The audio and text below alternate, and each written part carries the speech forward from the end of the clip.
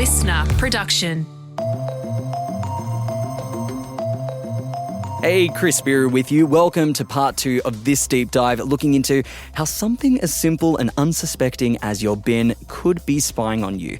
If you just got here, I know that sounds kooky, but hop back to the episode before this to get yourself fully across the deets, because in this ep, we're going bigger, looking at how the tech used in waste collection, when pieced together with all the other devices in and around your life, can be used to track, profile, and manipulate you in ways you might never have thought possible. Dr. Dennis Desmond is a former FBI and US intelligence expert who now lectures in cybersecurity at the University of Sunshine Coast. Dennis, welcome to the briefing. Why should we care about what data the bin companies are collecting on us? So the value in data is its aggregation and analysis. That is, a lot of different sensors provide the information. And when that data is collated, aggregated, and packaged, it can provide a much more comprehensive understanding of a consumer or an event or how an object is used. For instance, how often do you put your bin out? Where do you put your bin? Is it at your residence or somebody else's residence or at a collection point that's communal? If it is combined with a truck with a camera or its ability to weigh the bin, it can also determine how much is being thrown away every week or during each pickup. In some cases, however, if there's a camera that's actually monitoring content drop, there can be an analysis using AI to identify specific kinds of materials that are being thrown away. I know recently there was an incident where young wildlife birds were actually thrown into a trash bin, and a wildlife rescuer was able to recover the birds. Well, in the case of throwing away a dead animal or perhaps petroleum oil or lubricants within a bin, that can be monitored. And then when associated with a tag, illegal dumping can be identified as an example. If you put it out on the verge, it's open to collection by law enforcement or by anyone. We call them trash covers. It was not uncommon for us to do dumpster diving in trash covers to grab somebody's trash, to do a behavioral profile on that individual. How many people in the house, the age range of the people, whether or not they had a dog that we had to worry about, how often they shop, the costs that they were incurring and purchasing. Were they doing high end or were they buying stuff on sale? I mean, all that information is really useful for profiling someone at a residence. Theoretically, if it were used, somebody could actually collect that kind of information on an individual. Look, aside from RFID tags, what tech is now being used in everyday, day-to-day society that we actually should be worried about and, well, dare I say, pushing back against? One of the challenges is efficiency over security. And that's always been a challenge for folks. If you want cameras on your property, well, they're going to pick up everything. If you want smart devices that are able to respond to your needs, obviously they have to be listening for your conversations and listening for you to invoke a command. Mapping and navigation software on your smartphone. If I were to pull that data and collect it from a telecom provider or one of the app providers, I can see where your home and where your work locations are. I can see how often and when you frequent, say, a bar or a restaurant, your most common locations. Spouses can use it to track husbands and wives if they're cheating. Obviously, toll collectors, when we pass a reader, an RFID reader, interrogates it and then can tell where you've been, whether or not you're speeding between 2 points. I mean, these are all things that are convenient for us to use, but they also have a dark side, which is they're all collecting data.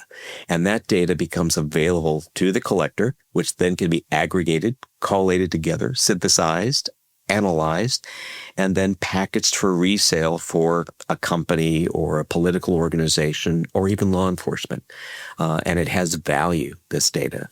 So pretty much smart devices, mobile devices, even entertainment devices, our smart TVs now with built-in cameras have the capability to collect and monitor activity on the entertainment system that you're using. And when you integrate that with an Apple TV or any of the other type of streaming device, again, aggregation of data. Well, I can hear someone kind of thinking to themselves now, well, if I've got nothing to hide, I've got nothing to worry about.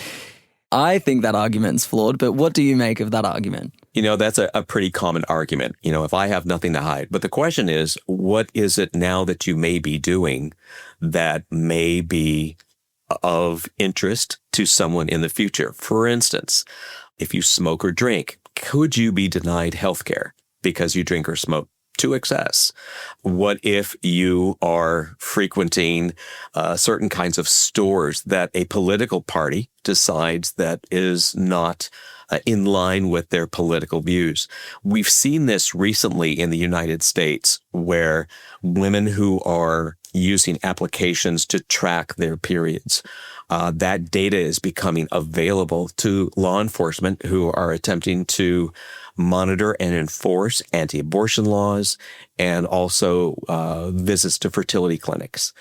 We've seen the ability of individuals to track abused spouses, even though they might be in a safe house.